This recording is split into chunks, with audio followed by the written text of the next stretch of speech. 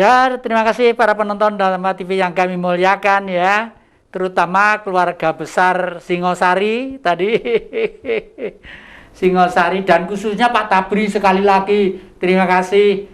Kemarin saya undangi sama bapak-bapak Pak Tabri ya. Pak Tabri itu bapaknya Wedono, mbahnya Wedono, buyutnya Wedono, dari Tumapel sana. Sekarang hidup sendiri, kadang-kadang ya kita jenguk, kita undangi kemarin dengan saudara saya, ya masih sehat, masih tegar, meskipun umurnya sudah 92 tahun. Beliau yang merobek merah putih biru di Hotel Oranye Surabaya itu. Jadi betul, kalau Singosari itu ternyata punya potensi yang besar. Nah, Mas Agus, ini lalu nanti itu gambaran sepintas, karena di sana banyak bambu-bambu dan lain sebagainya. Lalu jurang itu sebenarnya bukan kali itu, jurang saja.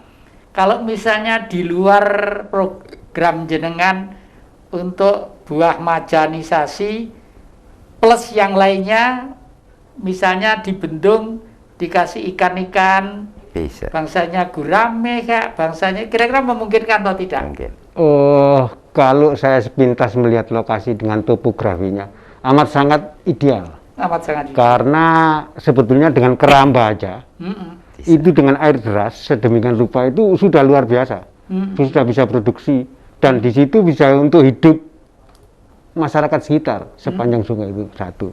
Kedua, untuk ikan hias. Yang air yang terbuang-buang sementara ini nanti kalau kita bikinkan kubangan kecil diisi ikan koi, itu sudah bisa jadi duit gitu dan ya? Bisa ratusan juta, nggak main-main. Waduh, yang ngono dang-dang ya Mas. Ya, makanya saya berharap mudah-mudahan dalam waktu dekat ini di bulan Ramadan ini kebetulan kami juga ada rezeki sedikit, kami ingin memulai. Paling tidak sebagai tanda mata, entry point, bahwa itu sebetulnya jembatan emas, golden come bridge buat kami, untuk bisa tembus ke Arjuna yang lebih luas, mulai dari Wangun itu Kiai. Oh ya, yang telepon saya tadi itu dari Jogja, Pak Sugiono namanya itu. Iya. Dan ini karena beliau itu sudah hidup sendiri, tadi itu begini, Mas, saya itu kok ingat lagi Wangon. Bu Giono itu udah lama wafat. Apa boleh saya mau menyatu di sana untuk meneruskan rencananya Pak Jati yang dulu gitu. Jadi nanti malah ada suatu tenaga, betul, pengawas khusus laki-laki yang di sana gitu ya. Waduh, syukurlah. Jadi rupanya leluhur nduleki terus anak putune ayo ngumpul gitu ya. Oke. Monggo masih ada kesempatan apa yang disampaikan Pak Win? Sebentar saya kasih catatan. Monggo. Jadi kita harus optimis dan yakin.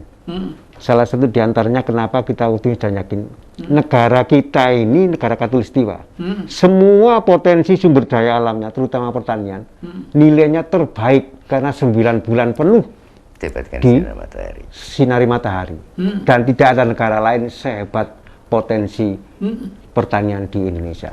Monggo Pak. Dan jauh sebelum Pak Win, saya kemarin cuman kasih botol segini terus saya minum. Ini saya minum. Memang rasanya itu karena nggak ada gulanya ya. Karena masih murni. Betul ya. Tapi tubuh saya itu rasanya kerenyang kayak reaksinya kok cepat banget gitu loh ya. Wah, kalau gitu ya tak minum terus nanti ya. Itu Sarimojo itu. Sarimojo itu ya. Monggo Pak Wid, ada waktu mungkin yang belum disampaikan. Menyambung yang disampaikan Mas Agus saja. Kami nantinya jadi hasil ekspedisi kami ini berharap akan dijadikan model di Nusantara ini, di negeri tercinta ini. Tentunya nanti dari hasil itu tadi sudah disampaikan, kami akan menyelenggarakan seminar-seminar, mungkin serasean, dan hasil temuan kami akan kami pamerkan nantinya dalam pagelaran yang diberi tajuk Gelimang Indonesia Gemilang. Jadi kalau arek Malang ini biasa sombong-sombong gitu, jadi dari Singosari untuk Indonesia. katanya begitu tajuknya. Dari Singosari untuk Indonesia. Hebat. Mas Agus ini yang buat tajuknya itu Gelimang Indonesia Gemilang gitu. Itu mungkin tambahan dari saya. Mas Agus mau ada tambahan, monggo. Ya, saya berharap junior kita gitu, itu semangatnya sama dengan senior kita. Kebetulan kakak-kakak kita yang di Jakarta, sahabat-sahabatnya Pak Win, yang namanya Genarung Alam, usia 75, 82 sampai 90 itu high spirit, fighting betul. Jadi hingga kalau kemudian adik-adik yang di bawah 50 itu sudah loyo, ya tidak sepantasnya begitu. Kita ini bangsa besar, bangsa kuat, gitu. Tidak sebaiknya kita tidak punya rasa percaya diri. Harus percaya diri. Kalau kita ingat sejarah kita, gitu, sampai di Madagaskar, sampai di belahan dunia yang lainnya, dan banyak orang-orang Indonesia di luar yang kualifikasi tentang keilmuannya, kecerdasannya, kejeniusannya, itu masih dihitung banyak sekali. Dan kita masih the best. Ada adik-adik kita yang di luar negeri yang sekarang mulai kembali ke Indonesia untuk menyumbangkan ilmunya, sehingga paling tidak kita tidak perlulah pesimis. Mari optimis terus bergerak dan berikhtiar sambil berdoa. Itu gitu. Betul. Sambil saya pengen tadi ya tidak meluruskan, sebenarnya sudah benar ya. Bung Karno itu kan sudah mengatakan kita bukan bangsa tempe. Kenapa kok mengambil istilah bangsa tempe? Saya kasihan kalau orang sana nanti itu tersinggung ya. Sebenarnya itu zaman mungkin sebelum kemerdekaan ya, membuat tempe itu memang diiles gitu, diiles sama kaki gitu, tapi kakinya mesti biji. Tapi sekarang kan sudah modern dengan mesin digiling gitu ya. Dan kalau namanya, kalau orang Blitar nyebut tempe murni, murni. Wah. Kalau sekarang sudah pakai mesin ya, malah mikrohidro tadi itu, kalau nanti bisa sekali.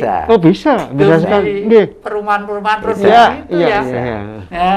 Saudara-saudara yang ada di Sanan dan di mana saja, pembuat tempe jangan khawatir.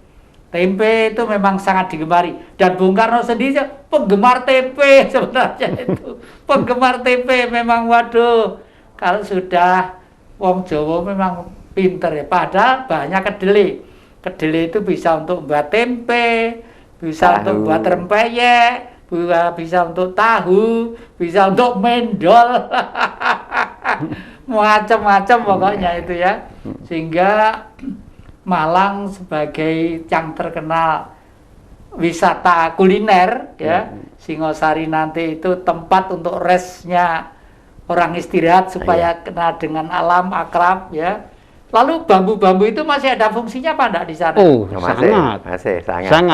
Misalnya untuk salah satu diantaranya kita akan bikin joglo. Terus kemudian kita akan bikin homestay. Karena terus terang aja target ekspedisi ini tidak hanya untuk nasional, karena 2023 kita berharap sudah terdaftar sebagai Geopark, Arjuna Geopark. Waduh. Jadi yang hadir itu ada beberapa negara, dan sekarang sudah ada 16 negara yang sebetulnya kalau kondisi normal sudah ada di Wangon. Ya, cuma karena kondisi ini kita harus bersabar dan mentaati protokol kesehatan, kita tunda dulu. Tapi kita persiapan terus, sehingga tidak menutup kemungkinan nanti Arjuna ini akan dikunjungi oleh turis-turis mancanegara. Gitu ya. Waduh. Lah ini yang satu yang saya tanyakan lagi ya.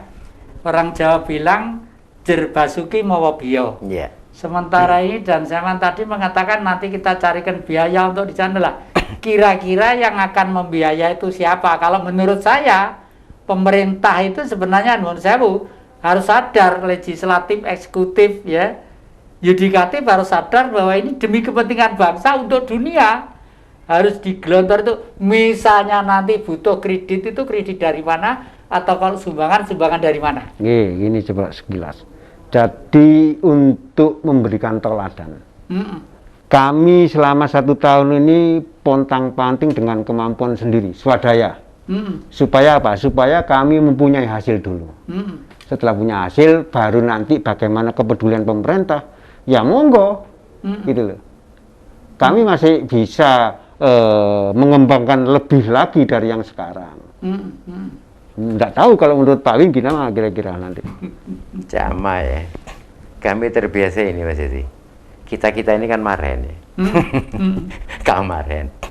Jadi kami terbiasa mentoledani apa yang dikatakan Erlangga.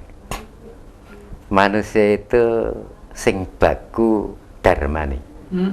Maka kami berkarya dulu. Karena dalam bahasa Mas Agus ini sering disilakan. Pemilik duit itu siapa sih?